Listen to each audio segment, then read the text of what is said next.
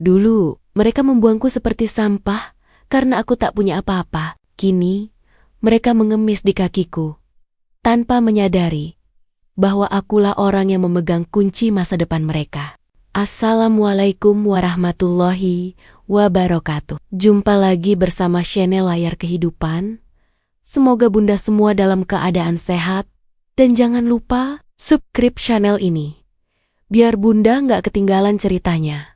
Langsung saja ini ceritanya yang bakalan buat bunda sedih. Aku berdiri di depan cermin retak yang menempel di dinding kamar kos sempitku. Di tangan kananku, sebuah jas berwarna abu-abu kusam yang sudah kekecilan di bagian bahu, tampak merana. Ini adalah jas yang aku beli dengan uang hasil kerja serabutan 10 tahun lalu. Tepat setelah kelulusan sekolah menengah atas, warnanya sudah memudar.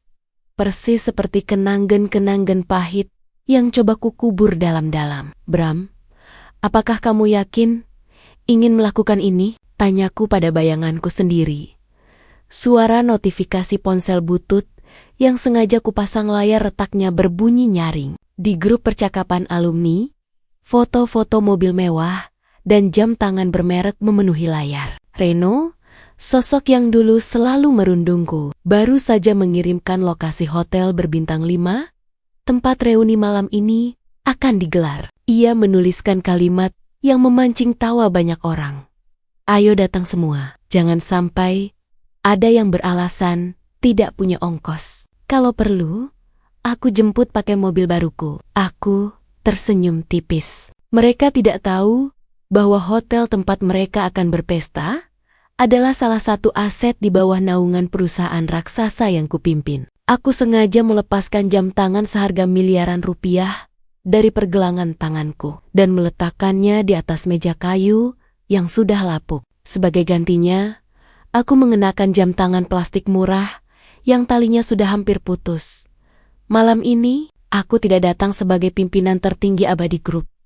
Aku ingin kembali menjadi Bram, yang dulu si anak yatim piatu, yang selalu duduk di pojok kelas dengan sepatu berlubang. Aku ingin melihat, setelah 10 tahun berlalu, dan rambut mereka mulai memutih, apakah hati mereka masih dipenuhi oleh debu kesombongan yang sama? Dengan tarikan napas panjang, aku melangkah keluar menuju motor tua berasap yang sudah kusiapkan. Kerikil tajam di halaman kos terasa menusuk sol sepatuku yang tipis, seolah mengingatkanku bahwa perjalanan menuju kebenaran seringkali memang menyakitkan. Persis seperti rasa perih yang dulu menghunjam dadaku setiap kali bel istirahat berbunyi, sambil mengendarai motor tua yang batuk-betuk membelah jalanan kota. Ingatanku terbang melintasi lorong waktu, kembali ke gedung sekolah yang penuh dengan aroma kapur tulis dan tawa yang mengejek. Di sana, aku adalah target empuk, seorang pemimpi yang hanya punya keberanian sebagai modal hidup. Setiap kali aku menutup mata, aku masih bisa mendengar suara tawa Reno yang membahana di kantin. Ia pernah dengan sengaja menyandung kakiku hingga nampan makananku terjatuh, membuat seragam satu-satunya yang kupunya kotor oleh kuah sayur. Saat itu, seluruh kantin riuh rendah oleh sorak-sorai, seolah kemalanganku adalah pertunjukan komedi paling lucu tahun itu. Aku hanya bisa menunduk, mencoba menghapus noda di kain putih yang sudah mulai menguning tersebut dengan tangan gemetar. Namun, di tengah badai hinaan itu, sebuah tangan mungil terulur memberikan selembar tisu. Itu adalah Sarah. Ia adalah satu-satunya orang yang berani berdiri di sampingku saat semua orang memilih untuk menjauh agar tidak ikut terseret dalam arus perundungan Reno. Sarah tidak peduli jika reputasinya sebagai siswi berprestasi tercoreng karena berteman dengan si anak beasiswa yang miskin. Jangan didengarkan, Bram. Suatu hari nanti mereka akan menyesal karena tidak pernah mengenal hatimu yang sebenarnya. Bisik Sarah kala itu, sebuah kalimat yang menjadi kekuatanku untuk bertahan hingga hari ini.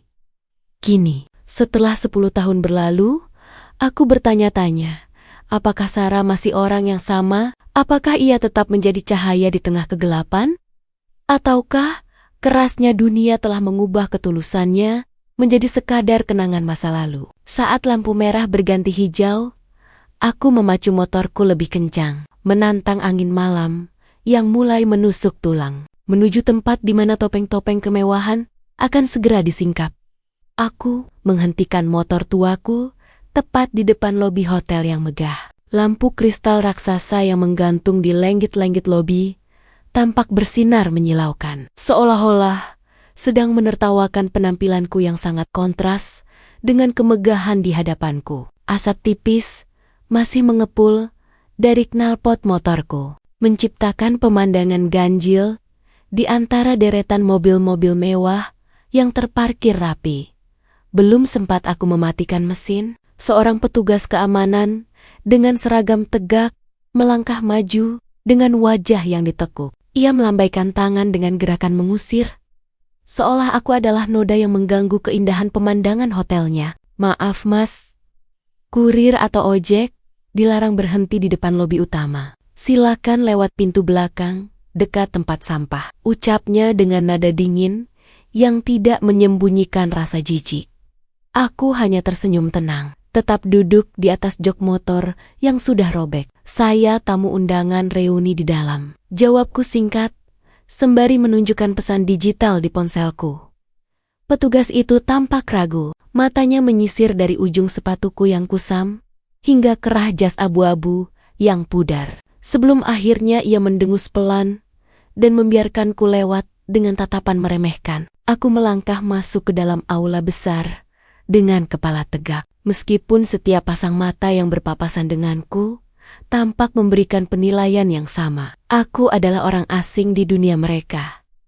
Di ujung ruangan, aku melihat sekelompok orang sedang tertawa terbahak-bahak sambil memegang gelas-gelas mewah. Di tengah mereka berdiri Reno yang tampak sangat berkuasa dengan setelan jas hitam mengilap. Suasana mendadak sunyi saat langkah kakiku mendekat. Reno memutar tubuhnya, menatapku dari atas ke bawah, lalu sebuah seringai lebar muncul di wajahnya yang penuh keangkuhan. Ia melirik teman-temannya, mempersiapkan sebuah sambutan yang sudah pasti akan menyayat hati siapapun yang mendengarnya. Reno kemudian melangkah maju, meletakkan gelasnya di atas meja dengan denting yang sengaja dikeraskan, lalu bertepuk tangan pelan Sioluyala sedang menyambut pahlawan yang kalah perang. Suara tepuk tangannya menggema di tengah keheningan aula yang megah itu, membuat semua pasang mata kini tertuju padaku. Wah,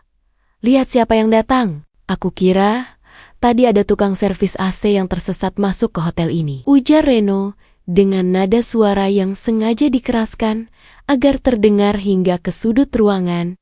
Gelak tawa pecah seketika. Teman-teman di sekelilingnya ikut menertawakanku, menunjuk-nunjuk jas abu-abuku yang kusam, seolah itu adalah benda paling lucu yang pernah mereka lihat. Aku tetap berdiri mematung, mencoba mengatur napas agar tetap tenang meski dadaku terasa panas. Di dunia mereka, harga diri seseorang ternyata hanya ditentukan oleh merek pakaian yang melekat di tubuh. Bram, 10 tahun berlalu, dan kamu masih memakai baju yang sama seperti saat kita lulus? Reno mendekat, wajahnya hanya berjarak beberapa senti dari wajahku. Ia mengendus udara di sekitarku, lalu menutup hidungnya dengan ekspresi drama yang berlebihan. Baunya pun masih sama, bau kegagalan yang tidak pernah bisa hilang. Aku menatap matanya dalam-dalam, mencari sedikit saja sisa kemanusiaan di sana. Namun yang kutemukan hanyalah kekosongan dan rasa haus akan pengakuan. Saat aku hendak membuka mulut untuk membalas, Reno tiba-tiba merogoh saku jasnya dan mengeluarkan selembar uang kertas bernilai besar. Ia menjatuhkannya tepat di depan kakiku, membiarkan uang itu tergeletak di lantai yang berkilau. "Ambil itu, belilah pengharum atau makan malam yang layak. Anggap saja aku sedang melakukan amal malam ini," katanya sambil berlalu pergi, meninggalkan aku yang berdiri di tengah lingkaran orang-orang yang terus berbisik, mencemooh. Aku membiarkan uang itu tetap diam di lantai, tak sedikit pun berniat untuk membungkuk dan mengambilnya. Bagiku, selembar kertas itu tidak lebih dari sekadar simbol kerendahan hati pemiliknya, bukan simbol kemiskinanku. Reno tidak berhenti sampai di sana. Ia kembali mendekat dengan segelas minuman berwarna merah di tangannya. Kali ini, sambil merangkul seorang wanita cantik yang tampak enggan menatapku. Dengan langkah yang sengaja dibuat oleng, ia berpura-pura tersandung tepat di hadapanku. Detik berikutnya, cairan merah itu membasahi bagian depan jas abu-abu kusamku, menciptakan noda lebar yang sangat mencolok. Aduh, maaf sekali, Bram. Tanganku licin, karena gelas ini terlalu mewah untuk aku pegang di dekatmu, ucap Reno tanpa ada nada penyesalan sedikit pun. Teman-temannya kembali terbahak. Beberapa di antara mereka bahkan mengeluarkan ponsel, merekam pemandangan menyedihkan di mana aku berdiri dengan baju basah dan wajah yang tampak terpukul. Bagiku, rasa dingin dari minuman itu tidak seberapa jika dibandingkan dengan dinginnya tatapan orang-orang yang dulu pernah duduk di satu ruangan kelas denganku. Lihat itu, jasnya sekarang punya motif baru, sindir salah satu teman Reno dari barisan belakang. Reno kemudian berkacak pinggang, menatap noda di dadaku dengan seringai kemenangan. Bram, jas itu pasti sangat mahal untuk ukuran kantongmu kan? Bagaimana kalau kamu ganti rugi saja gelas kristal yang hampir aku jatuhkan ini? Harganya mungkin setara dengan gajimu selama 1 tahun di bengkel atau dimanapun kamu bekerja sekarang. Aku mengepalkan tangan di balik saku jas yang basah, menahan gejolak emosi yang hampir meledak. Aku bisa saja membongkar semuanya detik ini juga. Namun aku teringat pada rencanaku semula. Aku harus tahu siapa yang benar-benar layak aku bantu dan siapa yang harus aku biarkan jatuh bersama keangkuhannya. Di tengah riuh rendah cemoohan itu, aku mendengar langkah sepatu hak tinggi yang mendekat dengan tergesa-gesa, memecah lingkaran orang-orang yang sedang menertawakanku. Sarah muncul dengan napas tersengal. Wajahnya menyiratkan kemarahan sekaligus kesedihan yang mendalam melihat kondisiku. Tanpa memedulikan tatapan sinis orang-orang di sekitar, ia menarik sapu tangan dari tasnya dan mencoba mengusap noda merah di dadaku. Cukup, Reno. Apakah menghina orang lain membuatmu merasa lebih terhormat? Suara Sarah bergetar, namun penuh penekanan. Reno tertawa mengejek, tidak merasa gentar sedikit pun. Jangan ikut campur, Sarah. Kamu tidak ingin merusak gaun cantikmu hanya karena menyentuh barang rongsokan ini, bukan? Ketegangan semakin memuncak saat tiba-tiba seorang teman Reno berteriak histeris. Jam tanganku! Jam tangan edisi terbatas milikku hilang, teriaknya sambil memeriksa pergelangan tangannya yang kosong. Semua orang seketika panik. Dan dalam hitungan detik, pandangan tajam Reno kembali tertuju padaku. Dengan kilatan rencana yang lebih licik, hanya ada satu orang asing yang tampak sangat membutuhkan uang di ruangan ini, ujar Reno sambil menunjuk wajahku dengan jarinya yang angkuh. Bram, coba periksa kantung jas basahmu itu. Jangan-jangan kamu mengambilnya sebagai ganti rugi atas tumpahan minuman tadi. Tuduhan itu bagaikan petir di siang bolong. Beberapa orang mulai mendesakku untuk mengosongkan saku, sementara Sarah terus berteriak bahwa ini tidak mungkin terjadi. Aku merasa harga diriku diinjak hingga ke dasar yang paling dalam. Difitnah sebagai pencuri di hadapan orang-orang yang meremehkanku adalah titik terendah yang tidak pernah kubayangkan. Aku menatap Reno yang tersenyum kemenangan, menyadari bahwa ia baru saja memulai permainan yang akan menghancurkan hidupnya sendiri di hari esok dengan gerakan perlahan. Aku merogoh saku jas abu-abuku yang lembab, mengeluarkan isinya satu persatu untuk membuktikan bahwa tangan ini tidak pernah menyentuh milik orang lain. Tidak ada jam tangan mewah di sana. Hanya ada kunci motor tua dan selembar kartu identitas kusam yang membuat mereka kembali mencibir karena melihat betapa sedikitnya isi dompetku. Reno tampak kecewa karena rencananya untuk memenjarakanku gagal. Namun ia belum puas sebelum benar-benar mengusirku dari ruangan itu. Pergilah dari sini, Bram. Kamu hanya merusak pemandangan dan suasana. Usirnya dengan kasar, yang langsung disambut sorakan setuju dari kawan-kawannya. Aku menatap Sarah yang matanya mulai berkokok-kokaka karena tidak sanggup lagi membelaku sendirian. Aku memegang pundaknya sebentar, memberikan isyarat bahwa semuanya akan baik-baik saja. Lalu aku berbalik dan melangkah keluar dari aula mewah itu tanpa mengucapkan sepatah kata pun. Namun, di balik sikap diamku, sebuah janji telah terpatri kuat di dalam hati. Aku akan menunjukkan kepada mereka bahwa roda kehidupan tidak hanya berputar, tapi juga bisa melindas siapapun yang lupa daratan. Sambil berjalan menuju parkiran motor, aku mengambil ponsel dari saku celana dan menekan sebuah nomor yang selama ini kurahasiakan. Suara di seberang sana menjawab dengan nada yang sangat hormat. "Selamat malam, Pak Bram.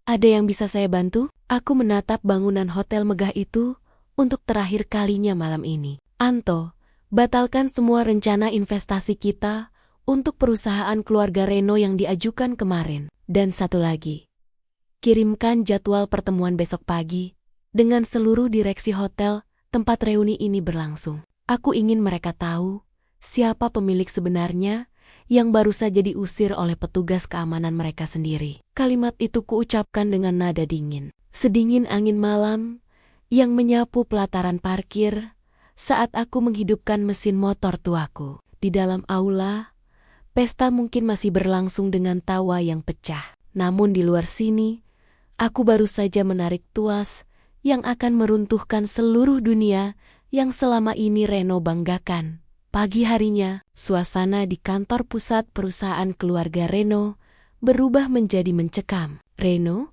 yang baru saja bangun dengan kepala pening sisa pesta semalam, dikejutkan oleh dering telepon ayahnya yang terus-menerus berbunyi. Kabar buruk itu datang bagaikan hantaman gada besar.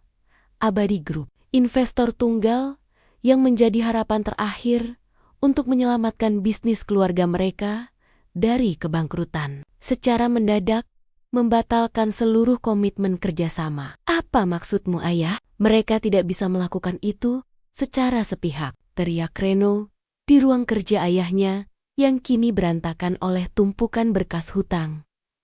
Wajah ayah Reno tampak pucat pasi. Matanya yang cekung menatap kosong ke arah layar komputer yang menunjukkan grafik penurunan saham mereka. Mereka tidak hanya membatalkan investasi, Reno, mereka menutup seluruh akses kredit kita di bank-bank rekanan. Seseorang dengan kekuasaan luar biasa telah memberi perintah untuk memutus napas bisnis kita dalam satu malam. Reno jatuh terduduk di kursi kulit mewahnya.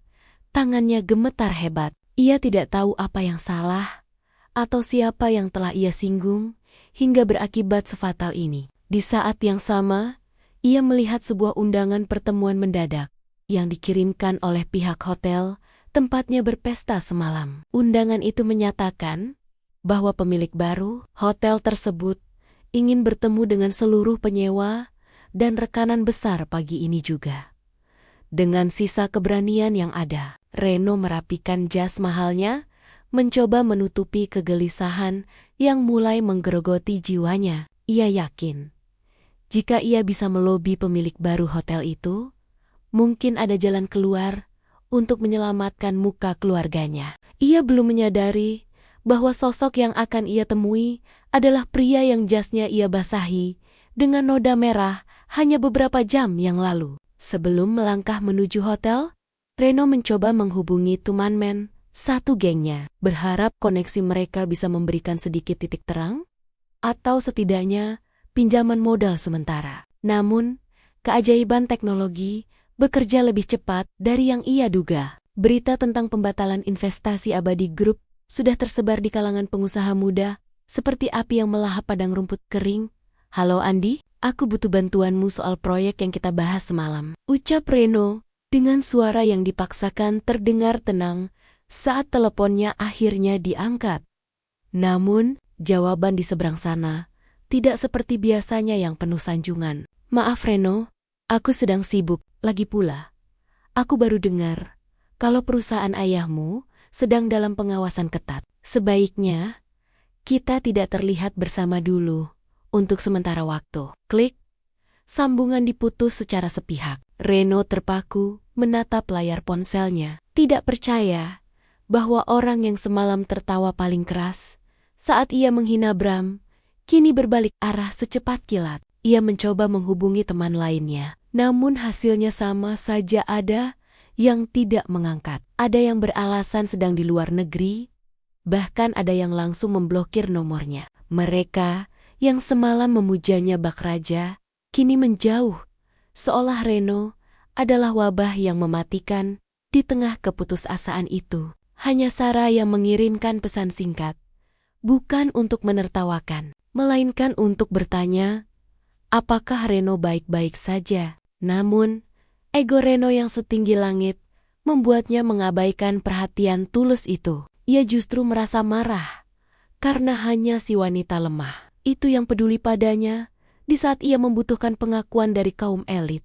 Dengan rahang yang mengeras, Reno melangkah masuk ke lobi hotel tempat pertemuan itu diadakan. Ia melihat beberapa rekan bisnisnya juga hadir dengan wajah tegang. Ruang rapat utama sudah dijaga ketat oleh staf berseragam rapi yang tampak jauh lebih profesional dari biasanya. Reno mengambil napas panjang, mencoba membusungkan dada. Meskipun di dalam hatinya, ia mulai merasa ada sesuatu yang sangat salah dengan semua kebetulan ini. Reno tetap melangkah masuk ke ruang rapat utama dengan dagu terangkat. Ruangan itu begitu sunyi. Hanya terdengar suara pendingin udara yang menderu halus dan denting jam dinding yang seolah menghitung mundur kehancuran yang akan datang. Di ujung meja panjang berbahan mahoni, seorang pria duduk membelakangi pintu. Tersembunyi di balik sandaran kursi kulit yang tinggi dan megah,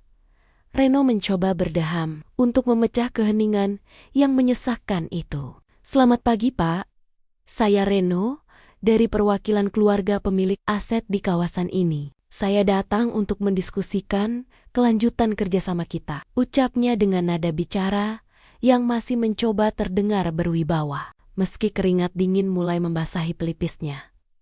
Pria di kursi itu tidak berbalik. Ia hanya mengangkat tangan kirinya, memberikan isyarat agar asisten pribadinya Anto yang berbicara. Anto melangkah maju dengan wajah tanpa ekspresi, meletakkan sebuah map hitam tepat di depan Reno.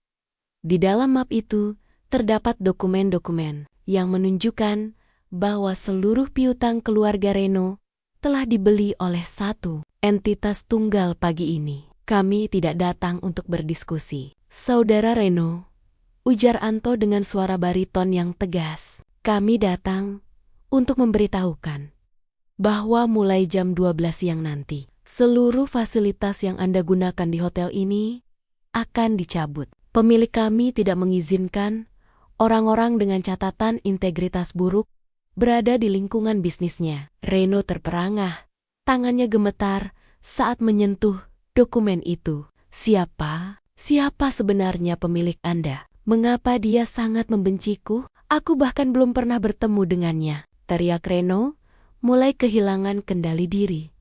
Pria di kursi itu perlahan mulai memutar kursinya. Reno menahan napas, matanya membelalak mencari sosok di balik bayangan. Namun, tepat sebelum wajah pria itu terlihat sepenuhnya, lampu ruangan sengaja diredupkan untuk sebuah presentasi mendadak di layar besar, memperlihatkan rekaman CCTV hotel tadi malam saat Reno menumpahkan minuman ke arahku. Aku sengaja tetap berada dalam bayangan, membiarkan Reno tenggelam dalam ketakutan akan sosok misterius yang kini memegang kendali penuh atas hidupnya.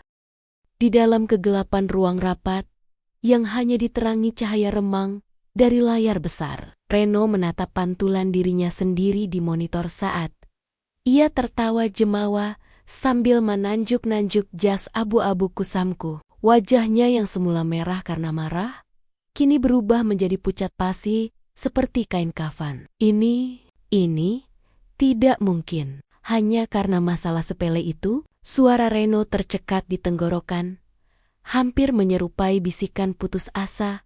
Anto, asisten pribadiku, melangkah mendekat dengan langkah yang bergema di lantai marmer. Bagi Anda, merendahkan manusia lain mungkin adalah hal sepele. Namun, bagi pimpinan kami, cara seseorang memperlakukan orang yang dianggap kecil adalah cerminan sesungguhnya dari kelayakan bisnis mereka. Anda telah gagal dalam ujian paling dasar kemanusiaan. Ponsel di saku Reno bergetar hebat tanpa henti. Itu adalah pesen-pesen singkat dari bank yang memberitahukan bahwa seluruh rekening pribadinya telah dibekukan untuk menutupi kerugian perusahaan. Satu persatu, notifikasi itu muncul bagaikan hantaman palu yang merobohkan tiong-tiong istana pasir yang ia bangun dengan keangkuhan. Mobil sport yang ia pamerkan semalam, apartemen mewah di pusat kota, hingga jam tangan edisi terbatasnya semuanya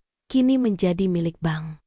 Reno jatuh berlutut di lantai, tidak peduli lagi pada harga diri yang selalu ia agung-agungkan. Ia menatap ke arah kursi pimpinan, memohon dengan suara yang parau. Tolong, jangan lakukan ini. Ayahku akan terkena serangan jantung jika tahu kami kehilangan segalanya. Aku akan melakukan apa saja.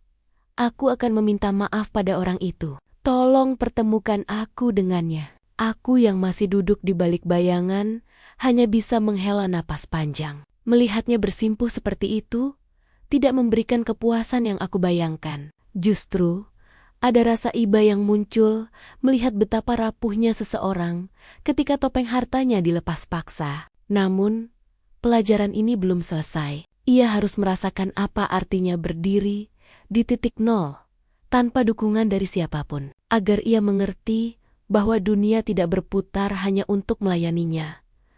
Aku membiarkan Reno diusir dari ruang rapat itu oleh petugas keamanan yang sama dengan yang mengusirku semalam. Tak ada lagi karpet merah, tak ada lagi sapaan hormat. Reno melangkah keluar dari hotel dengan bahu yang merosot, membawa seluruh dunia yang telah hancur. Dalam satu tas kerja yang kini terasa begitu berat, hanya dalam waktu 48 jam, kehidupan Reno berbalik 180 derajat. Rumah mewahnya telah disegel oleh kurator bank, dan ayahnya kini terbaring lemah di bangsal rumah sakit kelas 3 karena tak lagi memiliki asuransi kelas atas. Reno, pria yang dulunya hanya tahu cara menghabiskan uang, kini harus berdiri di trotoar yang panas, menatap nanar pada selembar ijazah yang tampak tak berguna karena nama besarnya telah menjadi noda di dunia bisnis. Ia mencoba mendatangi kantor-kantor kecil di pinggiran kota, berharap ada yang mau mempekerjakannya meski hanya sebagai staf administrasi biasa. Namun, setiap kali ia menyebutkan namanya, orang-orang hanya menatapnya dengan pandangan dingin atau bisikan sinis. Berita tentang kejatuhannya telah menjadi konsumsi publik, dan tak ada yang mau menampung pangeran yang jatuh yang dikenal sombong itu. Malam itu, di bawah guyuran hujan yang mulai turun, membasahi bumi, Reno duduk di emperan toko yang sudah tutup. Perutnya melilit karena hanya diisi segelas air putih sejak pagi. Ia melihat sekelompok pemuda berpakaian lusuh sedang berbagi sebungkus nasi di sudut jalan. Tertawa bahagia meski hidup dalam kekurangan. Pemandangan itu membuatnya menangis terseduh-seduh. Ia sadar bahwa selama ini ia memiliki segalanya, namun tak memiliki apa-apa. Sementara mereka tidak memiliki apa-apa, namun memiliki segalanya. Tiba-tiba, sebuah mobil sedan hitam berhenti tepat di depannya. Pintunya terbuka, dan seseorang melangkah keluar dengan payung besar, melindungi Reno dari terpaan hujan. Reno mendongak dengan harapan yang mulai tumbuh di matanya, namun ia tertegun saat melihat siapa yang berdiri di sana. Itu adalah Anto, asisten pribadiku, yang menyodorkan sebuah alamat bangunan tua di pinggir dermaga dengan sebuah tawaran yang akan menjadi pilihan tersulit dalam hidup Reno. Pimpinan kami memberikan satu kesempatan terakhir, ujar Anto datar. Suaranya nyaris tenggelam oleh suara hujan yang menghantam aspal. Ada posisi kosong di gudang logistik dermaga. Pekerjaannya berat, jam kerjanya panjang, dan upahnya hanya cukup untuk makan dan biaya pengobatan ayahmu. Apakah kamu bersedia? Reno menatap kertas alamat yang sudah mulai basah itu dengan tangan yang gemetar hebat. Selama ini, pekerjaan paling berat yang pernah ia lakukan hanyalah menandatangani dokumen atau memegang gelas kristal di pesta mewah. Bekerja sebagai kuli panggul di dermaga yang kumuh dan amis adalah penghinaan terakhir bagi si Susise. Harga dirinya. Siapa pimpinanmu sebenarnya? Mengapa dia terus mempermainkanku seperti ini? Tanya Reno dengan suara serak, nyaris putus asa. Anto hanya menatapnya tanpa ekspresi. Beliau tidak mempermainkanmu, Reno. Beliau hanya ingin tahu, apakah setelah kehilangan segalanya, kamu masih memiliki kemauan untuk bekerja keras seperti orang-orang yang dulu kamu hina. Jika kamu menolak, silakan pergi, dan jangan pernah berharap ada pintu lain yang akan terbuka untukmu. Ego Reno bergejolak hebat di dalam dadanya. Ia ingin sekali merobek kertas itu dan melemparkannya ke wajah Anto, lalu pergi dengan kepala tegak. Namun, bayangan wajah ayahnya yang pucat di rumah sakit dan perutnya sendiri yang mulai terasa sangat perih, membuatnya tak punya banyak pilihan. Dengan air mata yang bercampur dengan air hujan, ia meraih kertas itu dan meremasnya kuat-kuat. Keesokan harinya, sebelum matahari terbit, Reno sudah berdiri di dermaga dengan pakaian yang paling layak yang masih ia miliki. Ia melihat ratusan pekerja lain yang sedang bergelut dengan peti-peti besar di bawah pengawasan mandor yang galak. Di sudut lain, tersembunyi di dalam mobil dengan kaca gelap, aku memperhatikan sosoknya dari kejauhan. Ini adalah awal dari titik baliknya, atau justru akhir dari segalanya jika ia memutuskan untuk menyerah di tengah jalan. Reno melangkah ragu mendekati tumpukan peti kayu yang tampak begitu besar dan mengancam. Seolah-olah beban dunia kini benar-benar diletakkan di atas pundaknya. Tangannya yang halus, yang biasanya hanya menyentuh layar gawai terbaru, kini harus merasakan kasarnya serat kayu dan karat besi yang menggores kulitnya hingga lecet. Hanya dalam hitungan jam, keringat membasahi seluruh tubuhnya, membuat kemeja bermerek yang ia kenakan berubah menjadi kain kumal yang melekat tidak nyaman. Setiap kali ia mengangkat beban, otot-ototnya menjerit karena kelelahan yang belum pernah ia rasakan seumur hidup. Di sekelilingnya, para pekerja lain berteriak memberikan aba-aba dengan suara lantang. Sementara Reno hanya bisa terengah-engah, mencoba menahan rasa mual yang mulai naik ke kerongkongan. "Ayo cepat, jangan malas-malasan, anak manja," teriak sang mandor sambil memukul tiang besi, membuat Reno tersentak kaget hingga peti yang ia panggul merosot jatuh. Kejadian itu membuat seluruh dermaga terdiam sejenak. Peti itu pecah, memperlihatkan isinya yang berhamburan ke tanah yang becek. Reno jatuh terduduk di antara puing-puing kayu, menatap telapak tangannya yang mulai melepuh dan bergetar hebat. Rasa lelah fisik yang luar biasa bertemu dengan kenyataan pahit bahwa ia tidak lebih dari sekadar beban bagi orang-orang di sekitarnya. Air mata mulai mengalir di pipinya, bukan karena rasa sakit di tubuhnya, melainkan karena kesadaran bahwa ia telah kehilangan segalanya, harta, teman, dan kini kemampuannya untuk bertahan hidup di saat ia hampir menyerah dan berniat meninggalkan tempat itu. Ia melihat sebuah foto tua yang terjatuh dari sakunya. Foto masa SMA di mana ia berdiri sombong sementara Bram berada di latar belakang dengan wajah tertunduk. Di balik foto itu ada tulisan tangan ayahnya. "Jadilah orang yang berguna, Reno."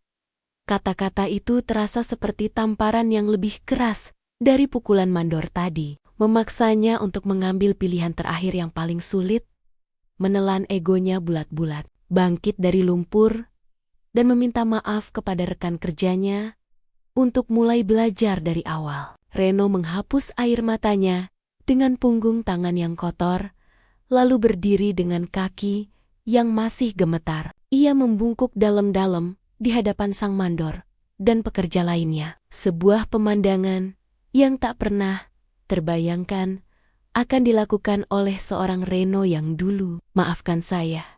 Tolong, ajari saya cara melakukannya dengan benar. Ucapnya dengan suara serak, namun penuh kesungguhan.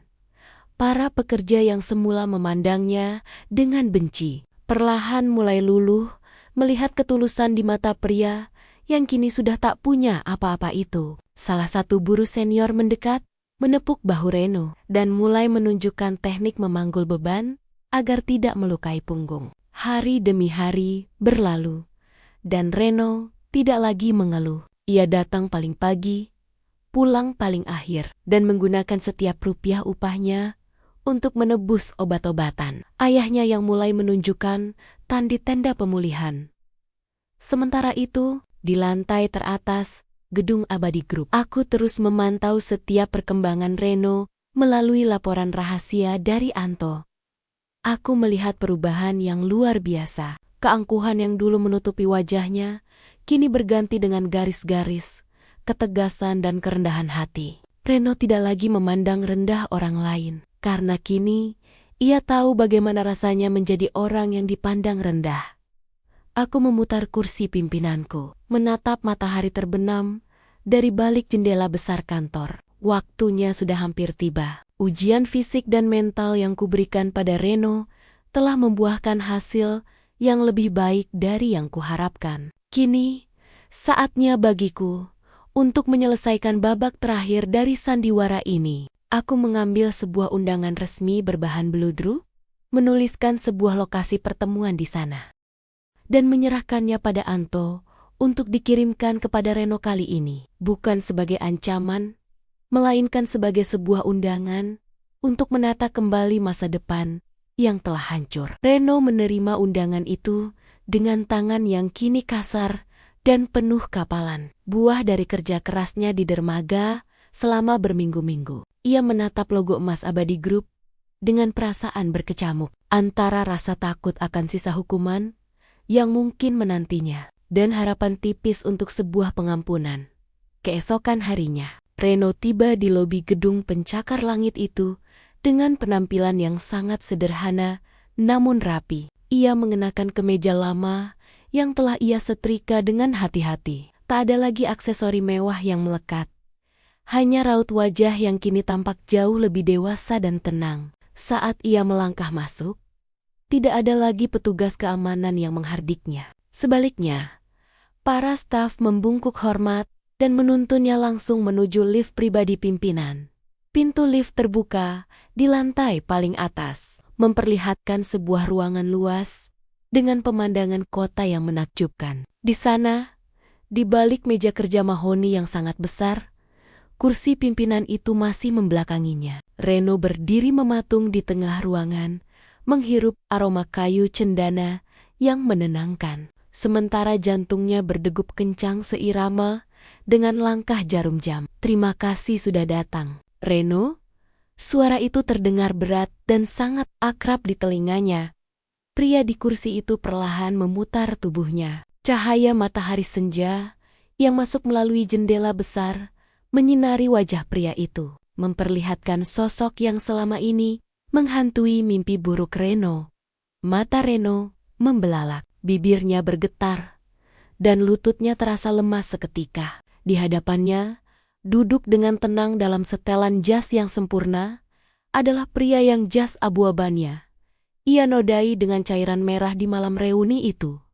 "Bram," bisik Reno dengan suara yang hampir hilang. "Jadi, selama ini, pimpinan misterius itu adalah kamu," bisik Reno dengan suara yang hampir hilang. Tubuhnya limbung, seolah seluruh kekuatannya tersedot habis oleh kenyataan di depannya. Ia menatapku dengan pandangan yang sulit diartikan, campuran antara rasa malu yang luar biasa, ketidakpercayaan, dan penyesalan yang kini membanjiri seluruh relung hatinya. Aku berdiri dari kursi kebesaranku, berjalan perlahan mendekatinya, tanpa sedikit pun sorot mata kebencian. "Duduklah, Reno. Kamu tidak perlu gemetar seperti itu," ucapku tenang, sambil mempersilakannya duduk di sofa bludru, yang harganya mungkin setara dengan gaji kulinya selama setahun. Reno duduk dengan kaku, kepalanya tertunduk dalam-dalam. Aku tidak tahu harus berkata apa, Bram.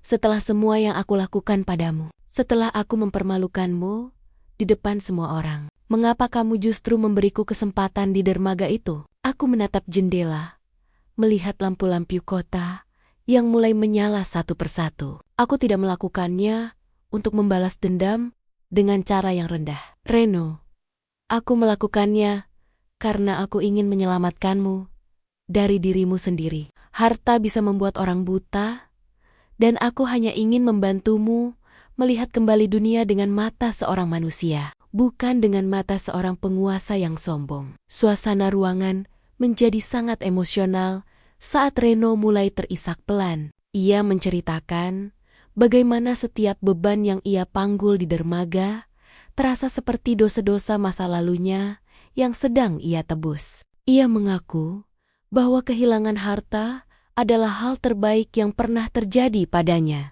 karena di saat itulah ia menemukan kembali arti kerja keras dan kasih sayang kepada ayahnya. Aku tersenyum tipis, lalu menyodorkan sebuah map baru kepadanya. "Ini adalah surat pengangkatanmu sebagai manajer operasional di divisi logistik dermaga tempatmu bekerja kemarin. Kamu sudah membuktikan bahwa kamu bukan lagi Reno yang dulu. Kamu telah belajar dari bawah, dan kini kamu punya integritas untuk memimpin orang lain dengan hati. Gunakan kesempatan ini untuk menebus semua kesalahanmu pada ayahmu dan pada dirimu sendiri." Kalimat itu menggema di ruangan luas yang kini terasa lebih hangat, mengakhiri badai permusuhan yang selama ini berkecamuk di antara kami. Reno menerima map itu dengan tangan gemetar, bukan lagi karena rasa takut, melainkan karena rasa syukur yang tak terhingga. Sebuah awal baru yang tumbuh dari puing-puing kesombongan yang telah runtuh. Namun, drama kehidupan ini belum benar-benar berakhir. Sebelum aku melunasi hutang budiku pada satu Satania, orang yang tetap berdiri di sisiku saat aku bukan siapa-siapa, aku meminta Anto untuk menghubungi Sarah, gadis itu yang selama ini tetap bekerja keras sebagai guru di sebuah sekolah pinggiran. Tidak pernah tahu bahwa teman yang ia bela dengan air mata di malam reuni itu kini memegang kendali atas banyak gedung tinggi di kota ini.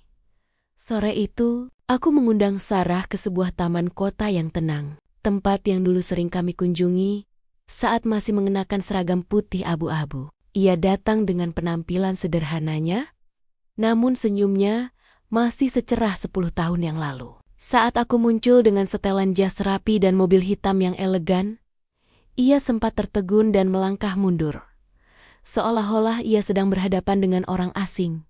"Bram, apakah ini benar-benar kamu?" tanyanya dengan suara pelan. Matanya menyisir penampilanku dari ujung kepala hingga ujung kaki. Aku tersenyum, bukan senyum seorang CEO yang kaku, melainkan senyum Bram, sahabat lamanya. "Ini tetap aku, Sarah.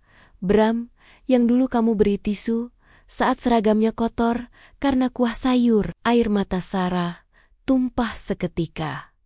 Namun kali ini adalah air mata bahagia. Aku menceritakan semuanya tentang perjuanganku, membangun bisnis dari nol, hingga alasan dibalik penyamaranku di malam reuni itu. Di bawah langit senja yang berwarna jingga, aku menyerahkan sebuah kunci bangunan atas namanya. Sebuah gedung yang telah kusiapkan untuk menjadi yayasan pendidikan yang selama ini ia impikan. Bagiku, harta sejati bukanlah tentang berapa banyak yang bisa kita beli, melainkan berapa banyak mimpi orang-orang tulus yang bisa kita wujudkan.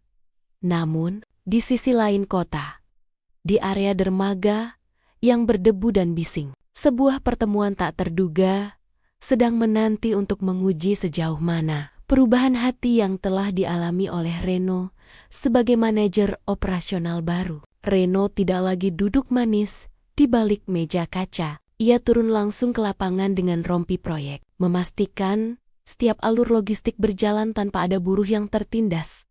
Siang itu, sebuah mobil mewah yang tampak asing di lingkungan dermaga berhenti tepat di depan gerbang gudang. Dari dalamnya, keluar Andi dan beberapa teman lama dari geng Reno dulu, orang-orang yang sempat memutus kontak saat Reno jatuh miskin. Mereka datang bukan untuk berkunjung, melainkan untuk mengajukan komplain terkait keterlambatan pengiriman barang perusahaan mereka yang kini sedang terhimpit persaingan. Mana manajernya? Kami butuh penjelasan. Kenapa kontainer kami tertahan? Teriak Andi dengan nada angkuh yang dulu sering ia gunakan bersama Reno. Reno melangkah maju, membuka helm proyeknya, dan menatap mereka satu persatu dengan ketenangan yang mengejutkan. Suasana mendadak sunyi, senyap. Andi dan teman-temannya ternganga. Wajah mereka memucat saat menyadari bahwa pria yang mengenakan sepatu bot penuh lumpur dan keringat di hadapan mereka adalah orang yang beberapa minggu lalu mereka tertawakan di grup pesan singkat. "Reno, kamu bekerja di sini?" tanya Andi dengan suara yang tiba-tiba mengecil. Rasa sombongnya menguap begitu saja melihat otoritas yang kini terpancar dari sosok Reno yang baru. Reno tidak membalas dengan makian atau sindiran tajam. Ia justru tersenyum tipis. Sebuah senyuman yang penuh dengan kedamaian batin. Barang kalian tertahan karena dokumen administrasinya tidak jujur. Di sini, kami tidak menerima suap atau manipulasi data seperti yang biasa kalian lakukan dulu. Jawabnya tegas. Di saat itulah, Reno menyadari betapa jauh ia telah melangkah. Ia kini berdiri di sisi kebenaran, menatap mantan teman-temannya yang masih terjebak dalam labirin keserakahan yang dulu hampir menghancurkan hidupnya sendiri tanpa perlu kata-kata tambahan. Andi dan rekan-rekannya pergi dengan kepala tertunduk, menyadari bahwa mereka tidak lagi memiliki kuasa untuk mengintimidasi pria yang telah menemukan harga dirinya kembali melalui peluh dan kerja keras. Beberapa bulan kemudian, sebuah perayaan sederhana namun hikmat diadakan di aula utama Yayasan Pendidikan milik Sarah.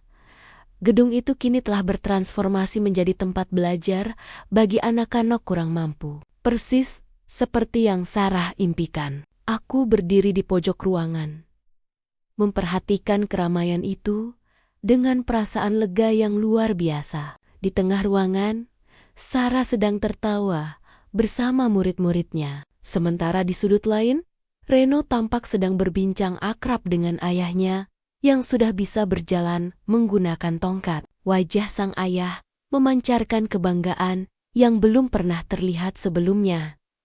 Reno kemudian melangkah mendekat ke arahku. Ia tidak lagi datang dengan langkah angkuh seperti di malam reuni, melainkan dengan langkah yang mantap dan penuh hormat. Ia menjabat tanganku erat-erat. Sebuah jabat tangan antara dua pria yang telah saling memaafkan masa lalu mereka. Terima kasih, Bram. Bukan karena pekerjaan atau jabatan yang kau berikan, tapi karena kau telah memberiku cermin untuk melihat betapa buruknya aku dulu. Ucapnya dengan suara yang bergetar namun tulus.